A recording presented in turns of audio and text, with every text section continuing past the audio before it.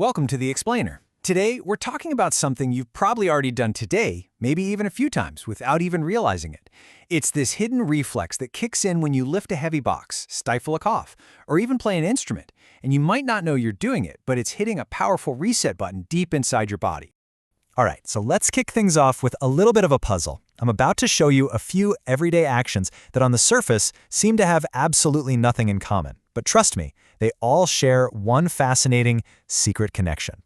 So, pay close attention to the next few slides. I want you to ask yourself, what is the one physical action that links all of these together? Okay, first up, picture this. You're lifting something really heavy. Think about that moment of pure effort. What do you do instinctively? You hold your breath, your muscles tense up, and you bear down. That's our first clue. Now, let's switch gears to something totally different, a musician. Imagine a trumpet player hitting a really high note. Think of that controlled, forceful push of air coming from deep in their chest, sustained to create that powerful sound. That's clue number 2. And for our last clue, something a bit more private but completely universal. That physical straining involves the exact same core process. Are you starting to see the pattern yet? The answer connecting all three is the Valsalva maneuver. It sounds super technical, but it's really just the act of trying to exhale forcefully against a closed airway. You know, like when you hold your breath and push? It's an instinct we all share, and it kicks off this wild chain reaction inside our bodies.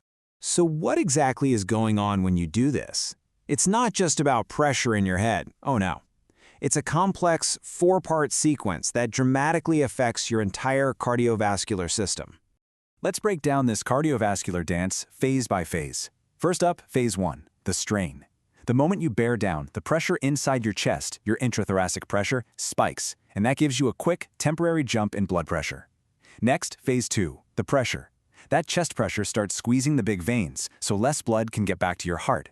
This causes your blood pressure to start falling. Then phase 3, the release. You let go.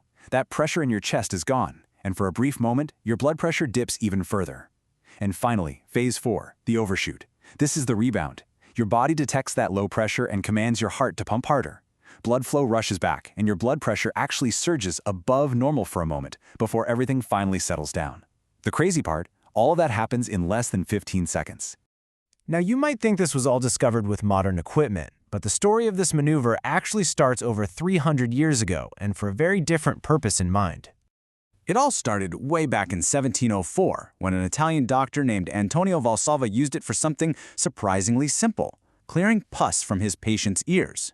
It took another 150 years for scientists to connect it to fainting, realizing it dramatically affects blood flow to the brain. But the complete 4-phase picture we just saw, that wasn't fully understood until the 1950s.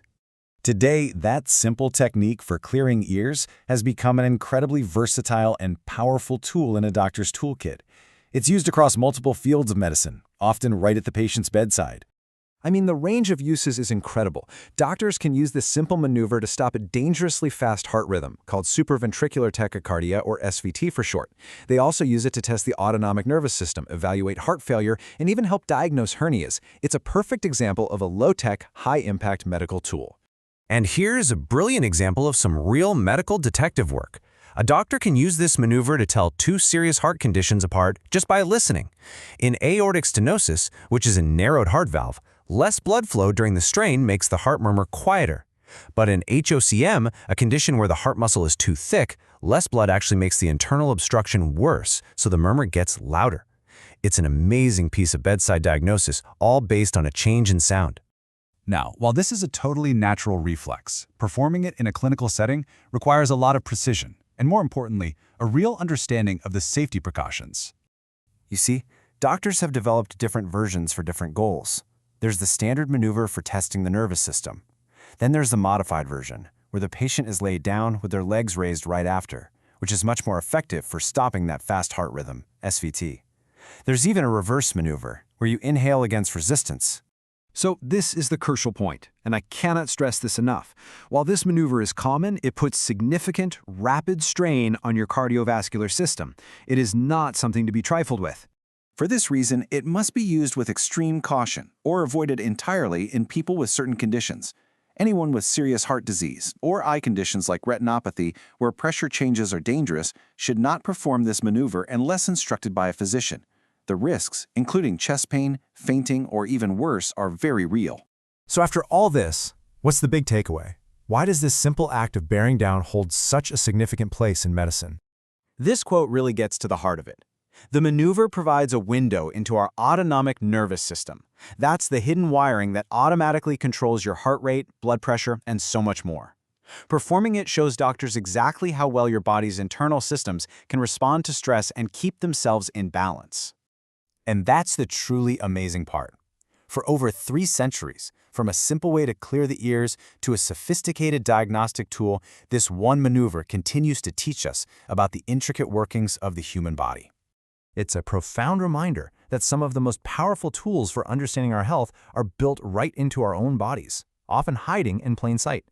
It leaves you wondering, what other secrets are we overlooking every single day? Thanks for joining me on The Explainer.